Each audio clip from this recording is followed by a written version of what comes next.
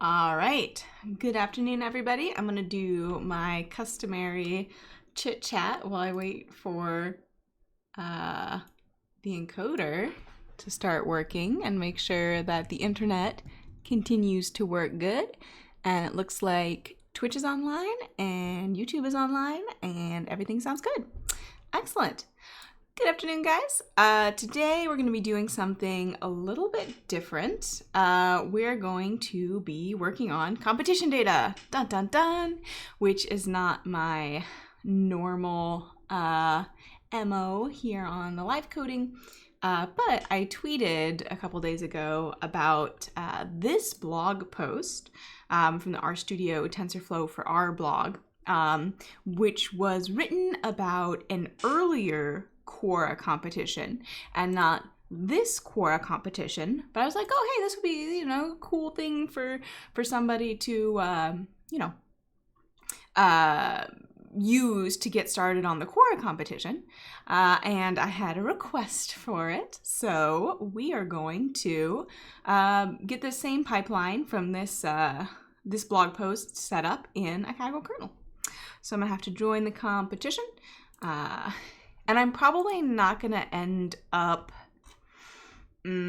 posting this code because I don't know what the license is for it. So we'll just get the pipeline set up, and then I guess you guys can follow along later, like a cooking show. We'll see. I'll see if I can find a license for this afterwards. But I also do have to leave at exactly 5 because I have something at a meeting in the evening. So, all right. Oh, I have to verify in order to enter the competition. All right. And hopefully everybody had a good week so far. I know for some of you it's going to be your weekend already, depending on where you're at. Oh, that's right. All right, maybe we're not going to use the Quora competition. Let's go back. That's right, I forgot that I had used that phone for an account. Let's find a data set. Ilya says, I feel like if data science / quant finance streaming is going to be a thing on Twitch, I need another account. Yeah, no big. And I am a shark skin said, you should hide your screen while doing that. Yeah, I never answer my phone anyway, so shrug. All right, let's find another data set that has sort of similar qualities. Ilya says, yeah, this is my gaming stream name. Yeah, it's also, if you would prefer not to watch this on Twitch, we're also on YouTube at kaggle.com, all one word, all typed out, not with a period in it. Okay, so we are going to be looking for, I don't care about any of this. So linguistics is the tag that I put a lot of the NLP data under, and it's sort of like picked up momentum as the NLP NLP tag. Let's see. Sentiment analysis. It's nice to watch on Twitch. Well, good. I'm glad I got it reset up again. It was much more difficult than I thought it would be, but it's working now. Everything's good. All right. So insincere questions is sort of a natural language classification. I think we have a sarcasm data set. I think that would be, yeah. I think sarcasm is going to be fairly similar to the insincere questions, because sarcasm is like I say something but I don't mean the thing that I say. So we can try and use the same sort of setup and it should work. And this I can share probably. Oh no, it wasn't the data, it was the code that I wasn't sure about the license on. Let's get started with the new notebook. All right.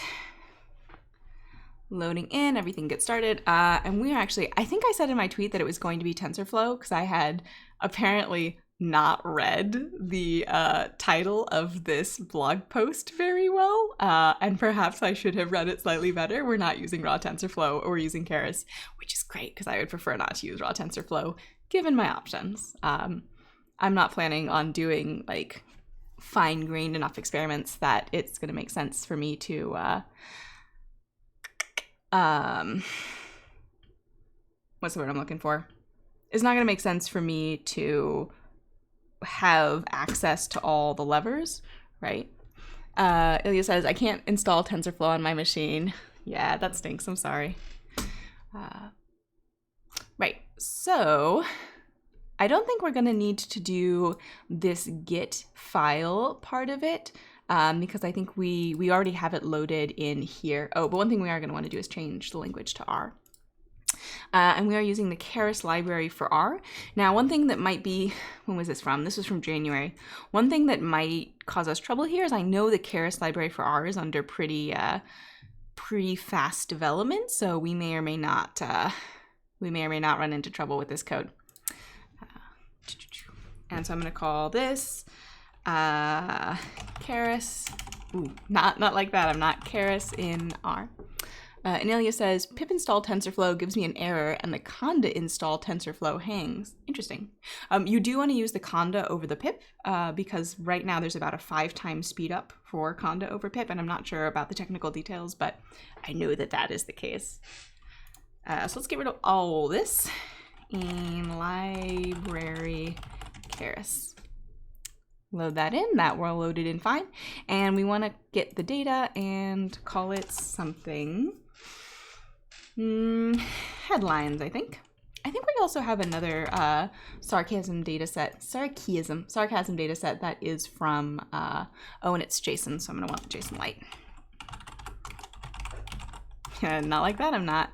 L-I-T-E. Juan ETZ or Juanette says, do you prefer using TensorFlow directly or Keras?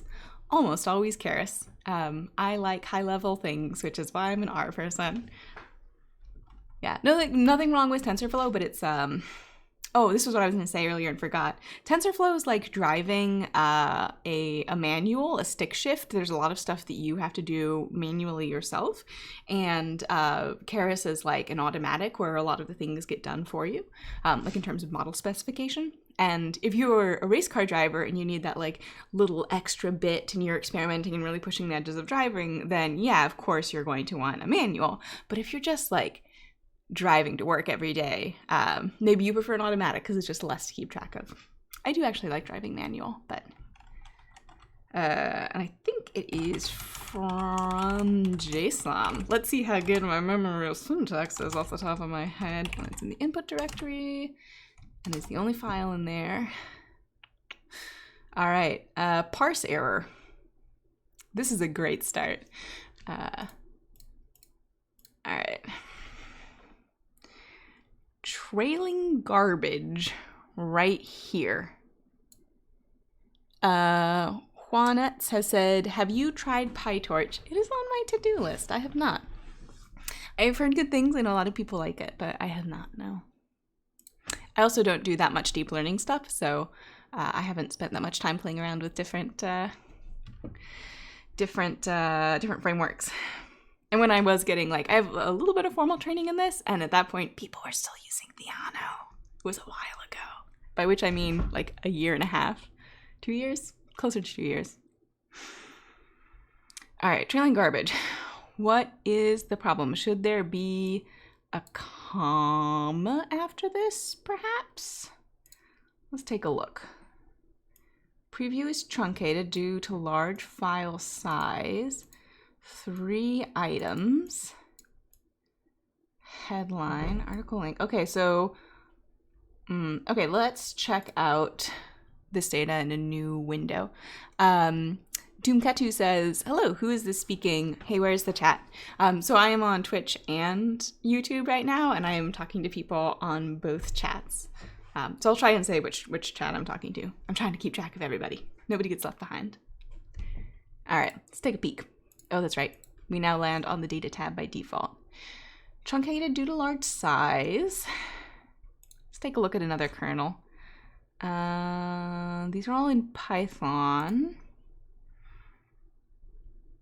Let's see if they had trouble reading stuff in read JSON lines equals true. So maybe it's expecting things on a oh, right, and I have some light reading on Siamese networks because that is what is being used in this example.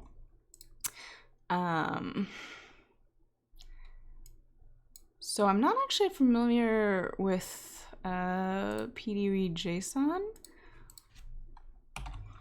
Read JSON lines. It could be that we have a choice of, I'm not super familiar with JSON, we have a choice of some sort of line ending character or using a new line, and we need to tell it that we are using a new line here. But it would look like a similar argument would be under the ... And lines was the argument. Read the file as a JSON object per line. Oh, okay, I know what the problem here is. So the problem is not that this is not valid JSON. The reason it's only showing 3 items here is because instead of having a single JSON object where each item is in a new line, instead each line is a new JSON object. So it is correct because here at this point the object we're trying to read in is done, and this is a new one, which is why we're getting trailing garbage, and the trailing garbage is the rest of the file. So let's see, JasonLight read in 1 object per line. And look, someone has had this exact same issue and brought it up on GitHub. The proper way to do this is using the stream in function in JasonLight. If the server uses HTTPS, you may use the curl package. Okay, but this person is reading in from disk, which is also what we're doing because it's already loaded. Okay, so you can do it with the file. Stream equals true. So this looks like a proposed argument that isn't in this yet, maybe?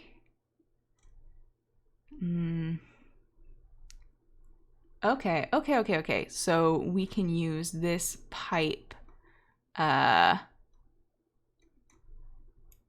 file name, file stream in. So why do we have the file name and then we're piping into something called file, and this is to stream in? Okay, so this is an argument to open the file. So that's what we would do in Python, but we shouldn't need to because it should be handled by stream in. So let's just try the stream in version.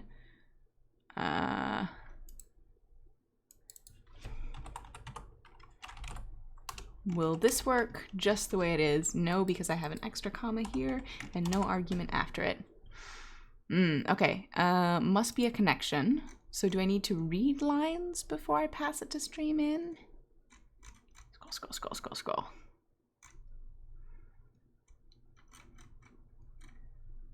If any of you have solved this problem before, please feel free to jump in. Okay, so maybe I do need to open the file first. Let's try this. Ilya says, you're trying to get JSON data? I use JasonLight for this. Yes, I am also using JasonLight. Internet high five.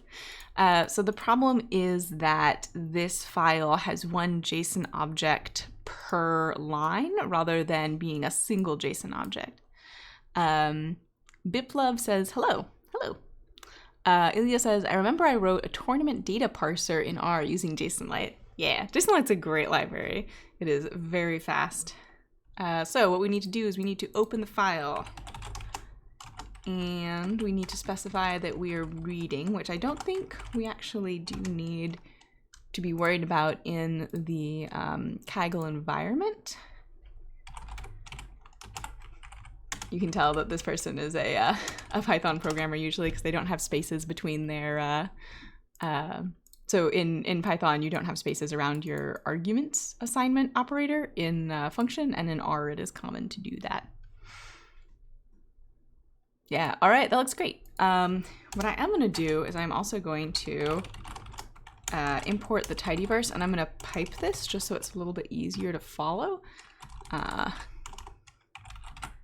So this is just like pipes in the command line or bash if you guys use that. So it just takes the output of this and then puts it into that. So I find it a little bit easier to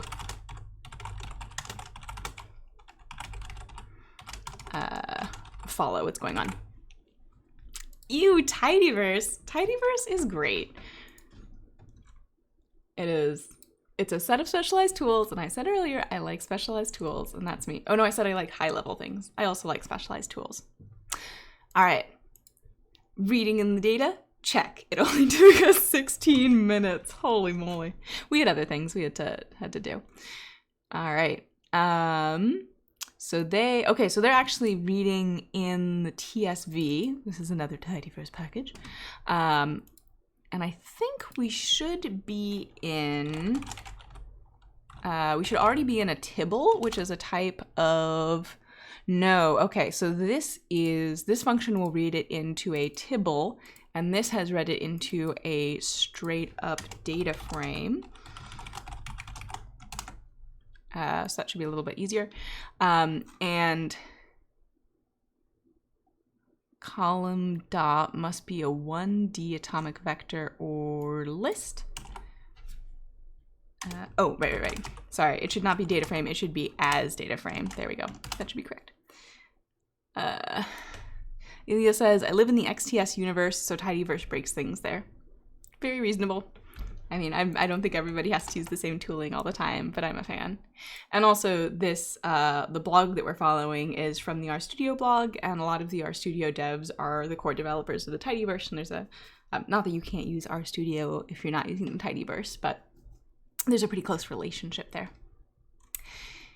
Okay, so we should be, even though our code for this part looks very different, at this stage of pre-processing, so building the tokenizer, or rather using the tokenizer, it should already have been built.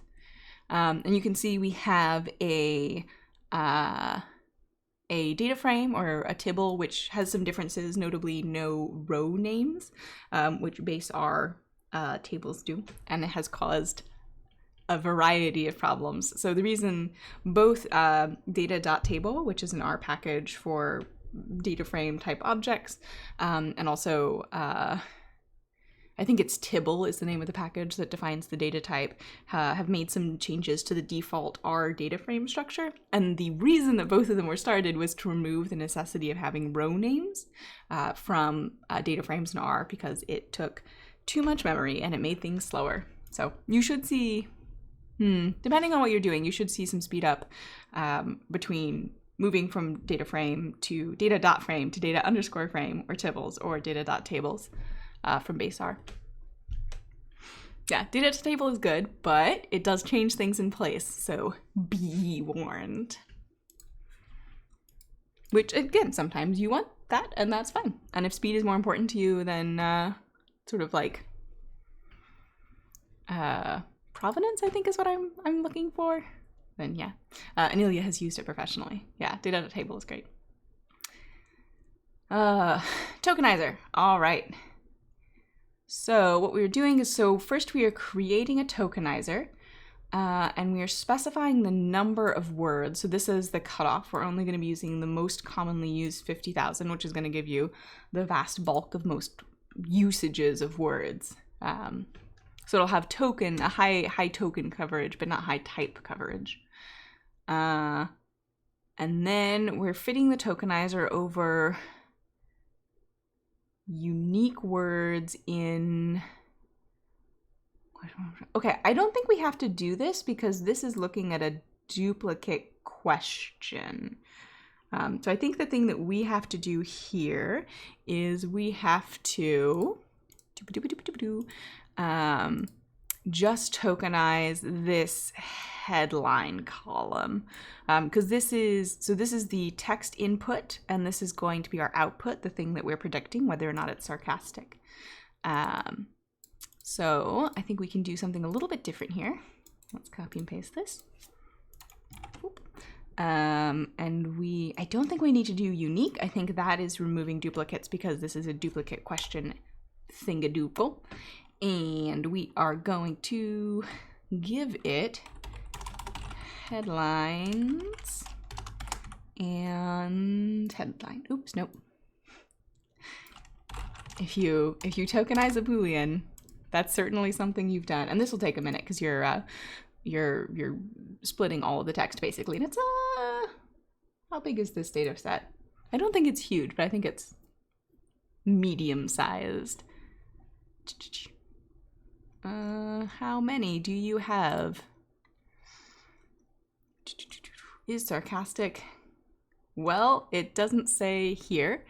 26,000, so not too big.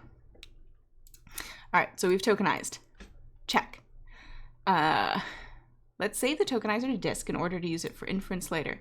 All right, we can do that. And if you save things in kernels, it will be saved to your current working directory, which is /Kaggle/working. And when you commit your kernel, it is saved as a new file that you can download independently. What should we call this? Sarcastic. It's a tokenizer, huh? I don't know how you can talk about tokenizers sarcastically. All right. Now use the text tokenizer to transform each question into a list of integers. And again, we are not doing this for a set of duplicate questions. We are doing this for a single thing, which is the news headline itself. So I'm going to call this headline. We're also not going to use a Siamese network, which is sort of two networks that work on different things. So I'm assuming that one half of the network is on question 1 and the other half is on question 2, and at the end they come together at like the top layer or top couple layers. And we won't be doing that because we don't need to for this particular task. So we're going to be diverging pretty fast. And I could be wrong about which of these steps is being done for. Oh, I should save my tokenizer too, huh? I don't really need to do it at this point because it'll be done when I commit the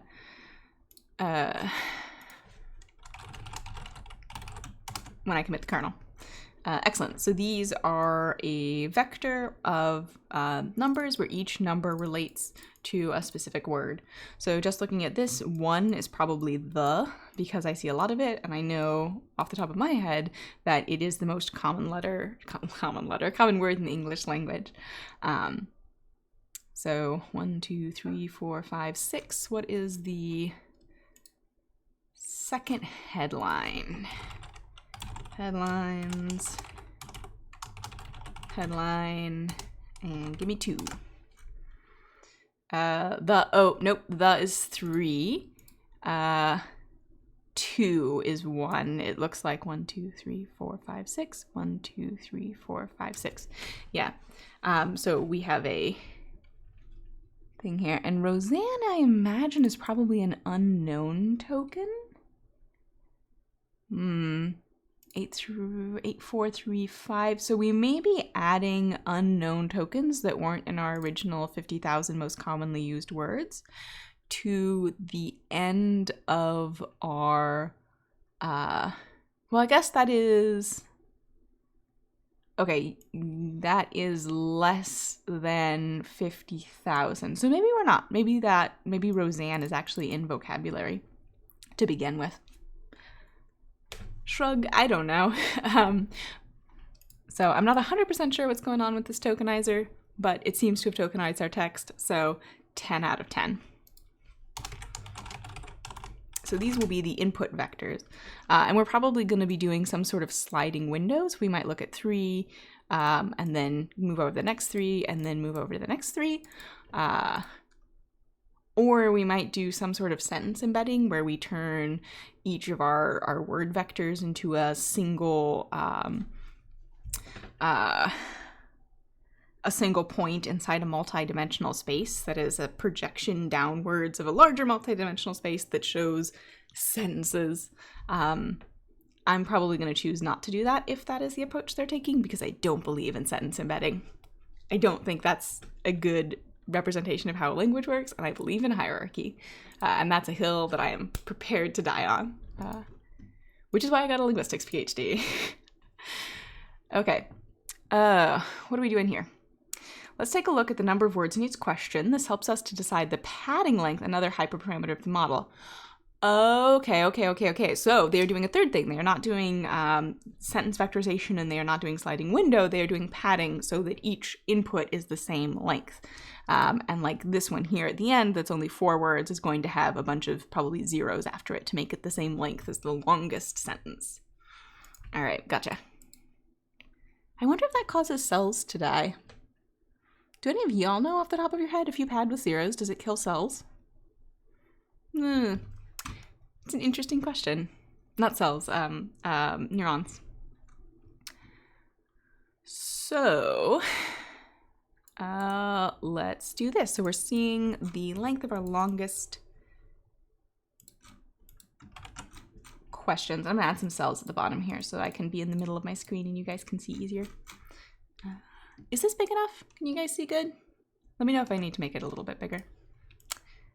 All right, and I only care about I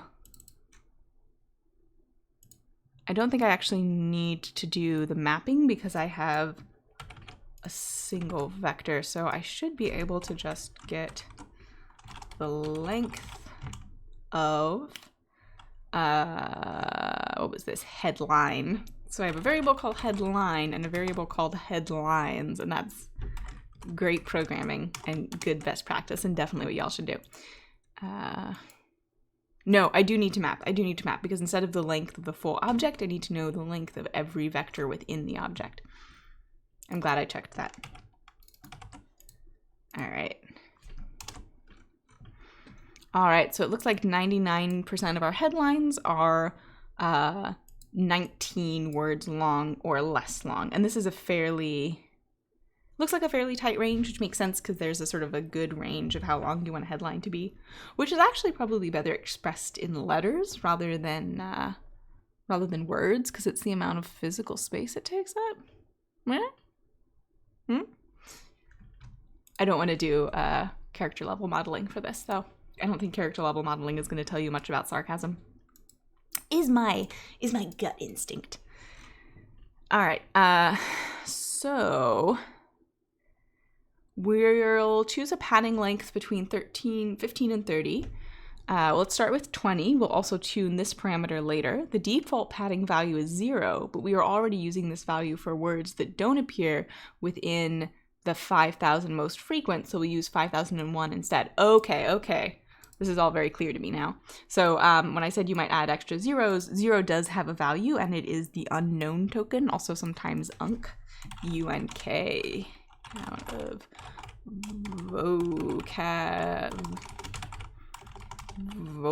vocabulary.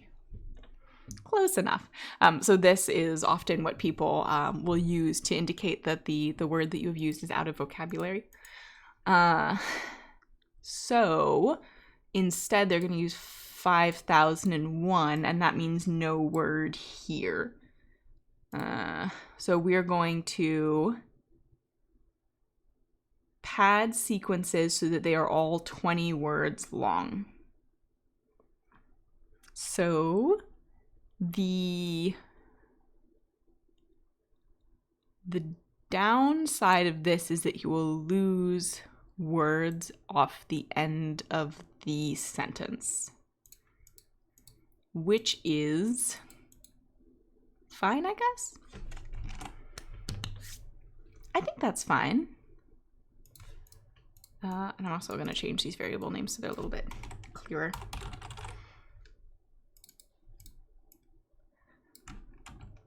Is that fine? Does that bother me?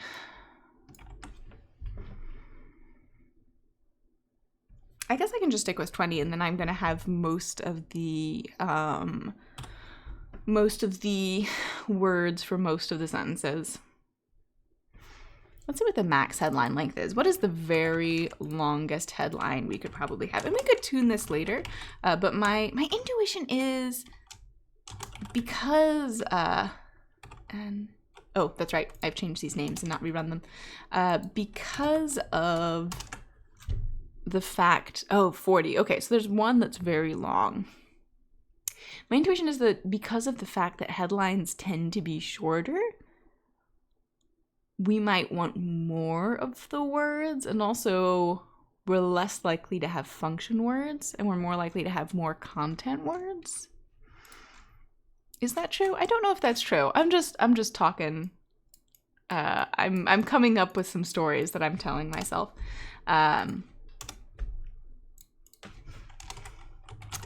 Padding. This is an empirical question, is the answer. Amy says, do something not boring, please. Shrug. Everything's gonna be boring to somebody.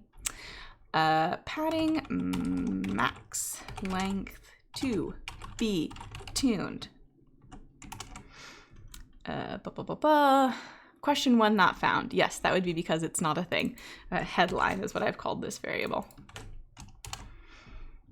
All right. Oh, and I've called this question padded. I should call this headline padded instead. And I am going to rerun that because that shouldn't take very long. Okay, where were we? Padding. Now we're actually getting to actually building the model. And here is where we're gonna have to make some differences. So they're starting with using logistic regression to predict if the questions are duplicate by using the percentage of words from question 1 that appear in question 2 and vice versa.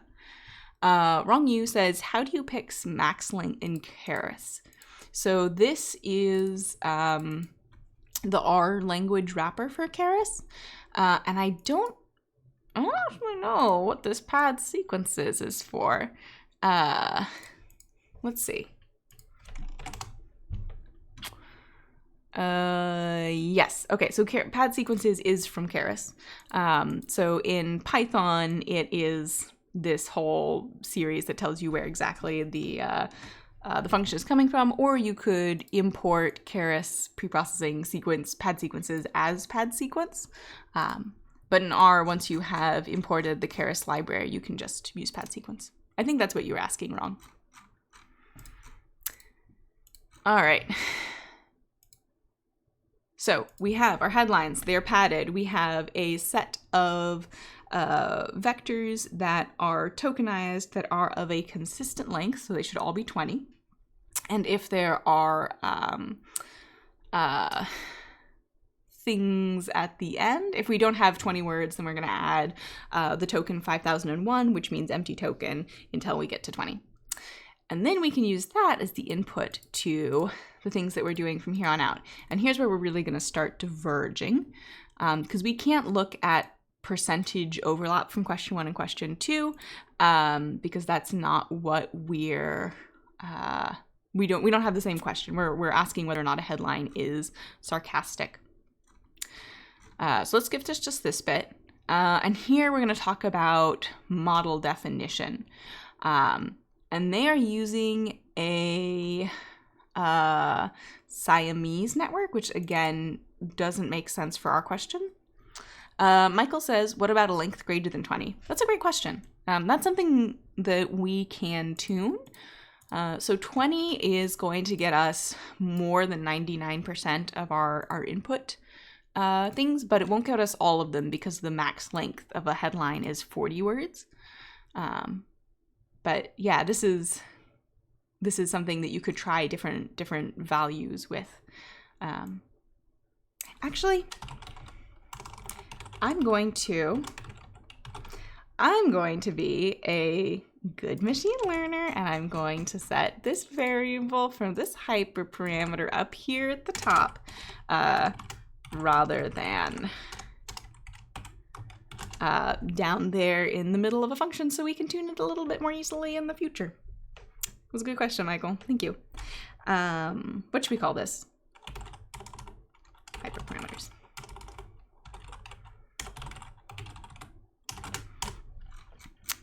scroll all the way down. The other hyperparameter we have is the number of words we have in the vocabulary. I think 50,000 is fine. If we want to change it, we can later.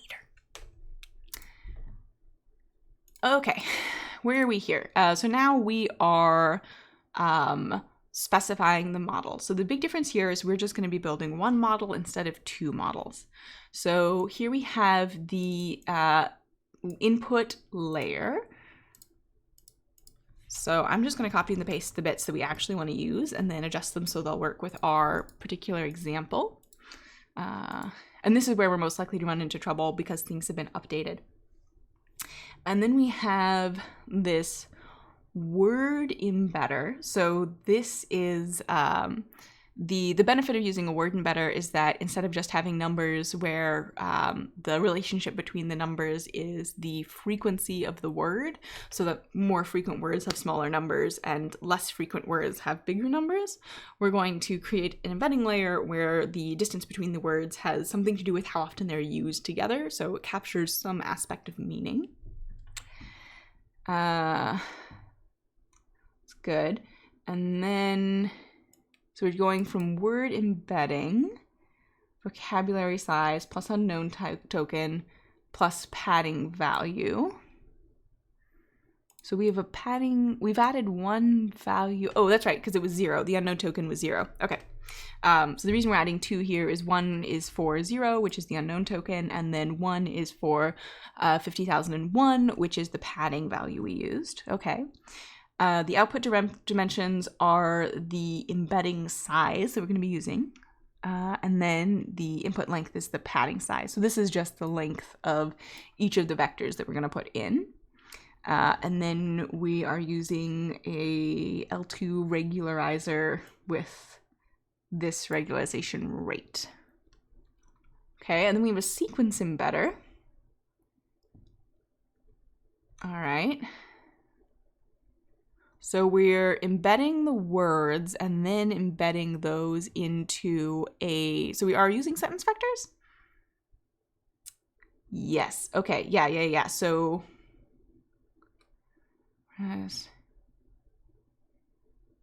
yes, and this is an LSTM. Okay. All right, and then we define the similarity measure we want to optimize. Okay, so for them, it does make sense to do this sequence embedding because this is going to determine the length. I'm not sure if it's going to be edit distance or not between the two things that they're putting in. So they're taking their input sentences and creating them and transforming them into a single value or a single vector. And sorry, single vector because it's 128 units. And then they're comparing those two units to each other. And then they are deciding the metric that they want to optimize for. And they're using the cosine similarity, which is the normalized dot product of the vectors. But for training, it's not easy to normalize the results. Okay, and this is the final layer, and I believe, if I remember from Wednesday, cosine similarity is used for binary classification. I don't know if anyone was here on Wednesday for the reading group. And then they define a final sigmoid layer to output the probability of both questions being duplicated. That's pretty standard. And then they define the Keras model in terms of its inputs and outputs and compile it. So we build the layers. Right? No. So this is just inputs and then input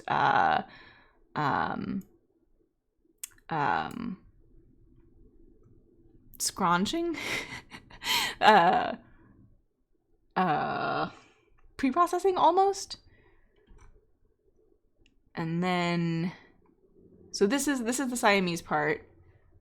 Where, sorry, I'm trying to figure out the model architecture they're using so we can figure out what we need to do differently. So this is one half of the Siamese network. Give me a diagram. Give me a diagram. Okay, so this half is question 1. This half is question 2. And then the cosine similarity goes somewhere. I think that's the final thing that they're aiming for. Yeah. So this is what they're using to compare the two. So that would be W. Is W weights here? I don't know what W is here. Okay. And then there's this final. Oh, okay. No. So we're turning our vector 1, our sentence 1 into a vector. We're turning sentence 2 into a vector, and then we're comparing cosine similarity here. Marco says loss function. Yes, thank you. And then we have a final dense layer that is our has our sigmoid activation that's going to convert that cosine similarity into a probability. And then that is going to be our output. Right? Question 1, question 2. The embedding, they're both going to go through the embedding layer in the same way. Independently, they're going to go through the same embedding, no, different embedding layers. Each one's going to have a different trained version of the embedding layer, but the specification of the model should be the same. And then they're going to go through this second LSTM, which is the sequence embedding. So we go from word embedding to sequence embedding. And then we're going to take the dot product of that, which is the cosine similarity measure. So this is how alike each one is. And then finally, we're going to turn that measure of similarity into our probability that they're the same using this final layer. Okay, that's not what we want ours to look like.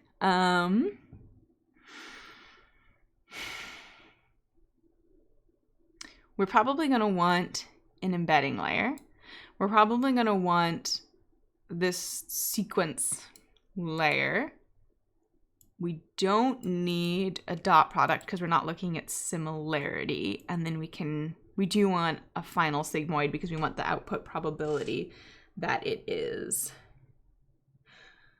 the same.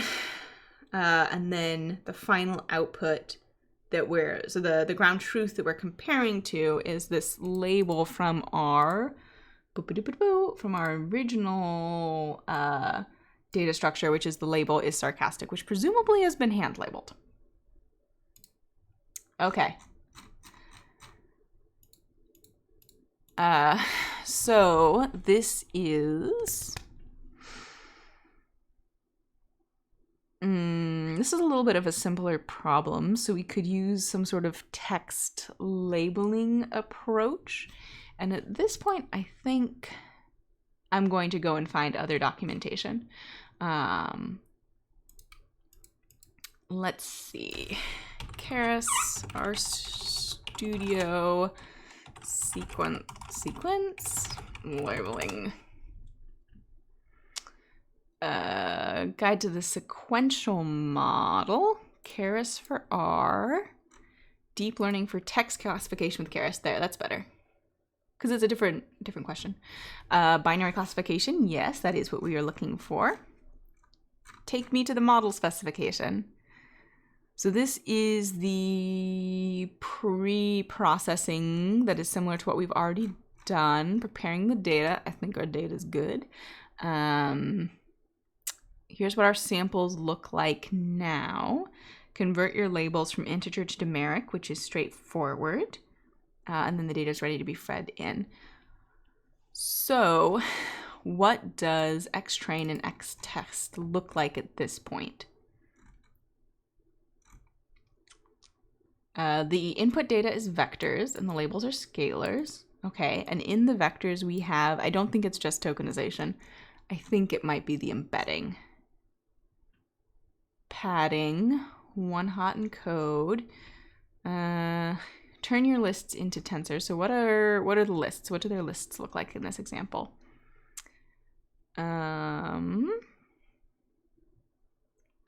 Word is greater than 3, reverse word index character index. Okay, so it is variables trained and tested are list reviews. Each review is a list of word indices encoding a sequence of words.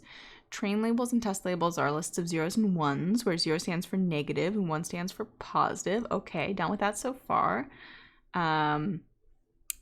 Because you're restricting yourself to the top 10,000 most frequent words, no words will exceed 10,000. In our little example, it's 50,000, not 10,000. For quick, snubba dabba dabba. Okay, and they're reviewing back. That's fairly straightforward. Turn your lists into tensors, pad your lists so that they have the same length. So this is what we've done instead of one-hot encoding, which I think is a better choice because 50,000 dimensions is kind of a lot of dimensions, although it is sparse. Yeah. Okay. And then, so pad to the same length and then an embedding layer. So, and that is the same thing that we have seen in this example, the embedding layer. Is this the same example? This is the same example. Sorry, we were all the way down in fitting, not model specification. So we should be able to use the word embedding layer pretty much wholesale. Famous last words, but I think it'll work. And I'm not going to mess with any of these hyperparameters, but we could later if we wanted to. Make it work first and then figure it out. Name, and I'm going to call this input headline. So that's a layer and that's a layer, and we're going to feed the input layer into the embedding layer. And then they used a sequence embedder, LSTM. Let's try it.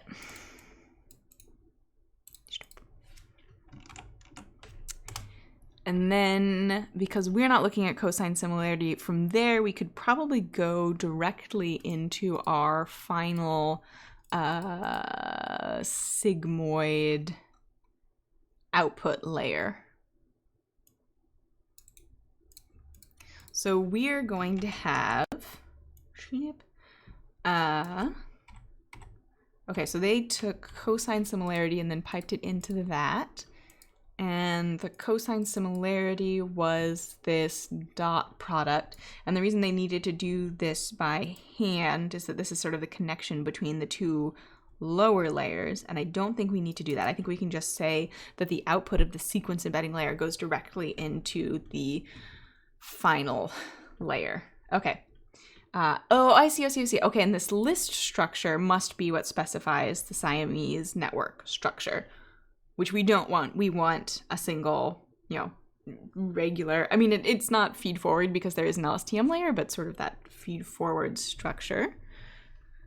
Okay, and let's compile our model and then take a look at the compiled model specification. So input layer, and every place we say 20, we can replace it with this hyperparameter we declared at the top here, input maxlen. And let's do that. So that'll be easier to tune if we want to tune it later. And there are other tunable things in here that maybe we should assign to embedding layer. LSTM sequence embedder. This is the putting a sticky note that says cookies on a package of cookies way of text coding. Code commenting, that's what I'm looking for. Oh my god. Y'all, it's been a long week. Okay, and this is the final output layer. All right. So we've specified what our layers look like, except something is a problem, and that is that we don't have any input maxlen because I don't think I have actually run this cell. All right, we should be good. And then our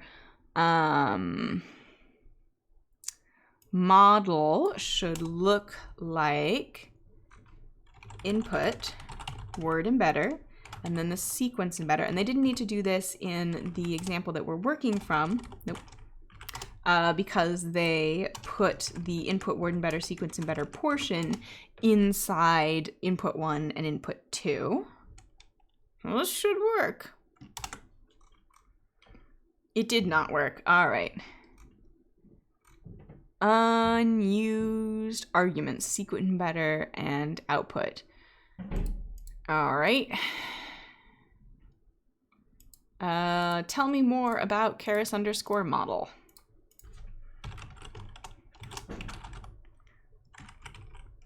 Bring me the help documentation, please, and thank you. A model is a directed acyclic graph of layers. Thank you. Inputs, outputs, input layer, output layer. All right, give me an example, please. Outputs compose input plus dense layers. Create and compile model. Outputs is predictions. And then U specifies the optimizer, the loss, and the metrics. So this predictions, I don't understand why inputs is specified in the model specification, but also why it's fed into predictions. So we should probably call, all right, so we should probably call outputs, and that is all the layers? I guess it's all the layers that we need to specify. Michael says it only has 2 things in list. Yeah, so in the list here, it's input 1 and input 2. And if we go up and look at what input 1 is, it's the input that we're putting in, and then both of the layers after that. And then output, which is the cosines, this final dense layer is the output. So it looks like you can only have 2 things, but you can have a lot of different things in it. I'm confused by this. Okay, so the final thing we should still call output. And then the input should be everything up to that point. Input 1, input 2. Okay, but how do they know where the rest of the stuff comes from? Oh my gosh. Okay, I think I remember something. I think for model specification in Keras, you modify in place. I think if we look at our model, we're already going to have a model. We do not. That's right, because our command to build it failed. So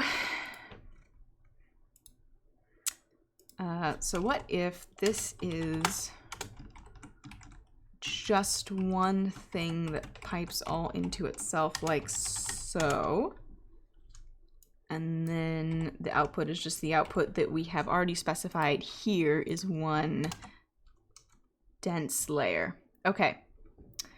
Output tensors to a model must be the output of a Keras layer, thus holding past layer metadata.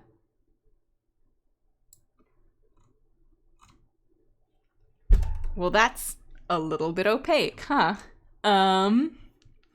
We got 7 minutes. Can I get my model to compile? Okay, so if I had a whiteboard, this is where I would take some time and look at the whiteboard. So, okay. So we have the whole vector, and then we use that as the input. So then they combine them using this cosine similarity. We're not going to do that. And then they place that into this final output layer, and that's what output, and that's what is called output. Okay. I think, famous last words, I think this will work, because what they say here is that this is not automatically indenting for some reason. Very annoying. So here it is input 1 and then vector, vector, and here it is input 1. So I think it is in specifying output that we determine what the model looks like.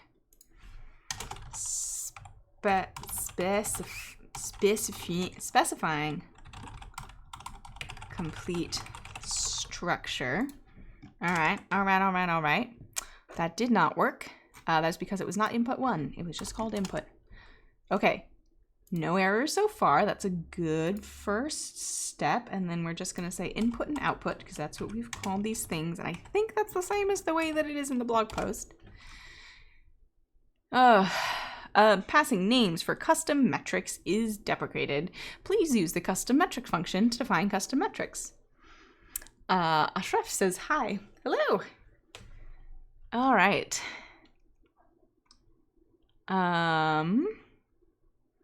Let's look at Keras R compile metrics because I definitely can use metric binary accuracy. Yeah. So I should just be able to say that that is the only metric that I want. No errors. All right. Let's look at our model summary. This is what a model summary is supposed to look like. We've got our input layer. We've got our embedding layer, which is called embedding_4 for some reason. Question mark. We have our sequence embedding layer, and then we have our final dense layer with our sigmoid activation, and our final output is one value, which is a probability. I'm very pleased. It compiled. Excellent. And the last time I was trying to build Keras models in R, it was much more difficult. Rachel, this seemed fairly difficult. Listen, it was more difficult. I'm not saying it's easy, I'm saying it's easier. And also I've learned a lot more about deep learning since then, so there's that. Seamus says yay. That's how I feel. All right, we got 3 minutes. All right. Maybe cross entropy would be better than accuracy. That's something we can tune. We'll deal with that later. All right. And now all we got to do is train this sucker. All right. Before proceeding, let's take a sample for validation, and then we use fit. I'm just gonna use fit. I'm not gonna do cross validation. I just want to make sure it can train, and then I will go back and do cross validation like a real data scientist who knows what they're doing. Except I'm going to have to create these subsamples first, and I think maybe it is not the time for that right now. I don't think I have time for that right now because I've got 2 minutes and I do have this meeting to get to, and it will be a drive. So check out our compiled model. Model. There we go. And I'm going to leave myself a little paragraph about what I was doing so I can remember. Deep learning model to detect sarcasm. So far, the data has been pre-processed and the model compiles to do. Give myself a little to-do list. The first thing that I need to do is split into testing and training data. And then the second thing that I need to do is train model. And then the third thing I need to do is validate model. And that sounds like something that we can do next Friday, which it is technically a holiday in the US and I have the day off. But I might do it anyway because I think at that point I'm going to be raring to go. So thanks so much for joining me, guys. I hope you guys had fun watching me bash away. Oh, thanks, Seamus. I'm glad you had fun. And I will see you guys next Friday. And if you're in the US or you celebrate American Thanksgiving, happy American Thanksgiving. And if you don't, then I hope you have a great week regardless.